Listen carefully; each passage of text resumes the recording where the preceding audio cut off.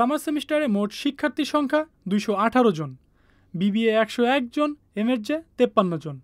বেলা 2:30 থেকে নবীন শিক্ষার্থীদের পদচারণায় প্রাণবন্ত হয়ে ওঠে ইউল্যাব ক্যাম্পাস এ এর অডিটোরিয়াম। নবীন শিক্ষার্থীদের বরণ করতে অডিটোরিয়ামে প্রবেশ করেন ভিসি, প্রভিসি সহ অন্যান্য শিক্ষকগণ। প্রথমে সাংস্কৃতিক সংসদের সঙ্গীত পরিবেশনার মধ্য দিয়ে শুরু হয় অনুষ্ঠান। অনুষ্ঠানে স্বাগত বক্তব্য রাখেন মিসেস জুডিথা ওমাকার। তিনি ইউল্যাবের বিভাগীয় প্রধান ও অন্যান্য সদস্যদের সাথে নবীন শিক্ষার্থীদের পরিচয় করিয়ে দেন। এরপর প্রভিসি ও ভিসি মহোদয় শিক্ষার্থীদের উদ্দেশ্যে দিক নির্দেশনামূলক বক্তব্য রাখেন। কলেজে তোমাদের বাবা মা নাম নামিয়ে দিত, এখন you'll be coming on your own।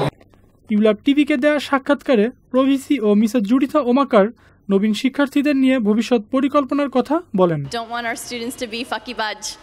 We want them to be all time busy so that they ensure proper use of their time, so that after getting the certificate they can get a good job. That is the whole purpose of their education.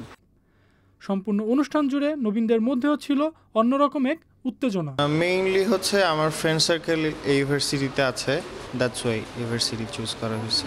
Friends মানে social media সব কিছুর থ্রুতে জানতে পারছি যে ULAB media স্টাডিজের জন্য অনেক ভালো। সো আমার এটা মানে dream subject media studies journalism, so এই জন্য। এক ঝাঁক নতুন শিক্ষার্থী একরাশ স্বপ্ন নিয়ে ভর্তি হয়েছে university of liberal arts Bangladesh ইউল্যাবের সামার সেমিস্টারে। তারা তাদের লক্ষ্য পূরণে সচেষ্ট হবে এমনটাই আশা অভিভাবক ও শিক্ষকদের। সজল সাইক, ইউল্যাব টিভি, ঢাকা।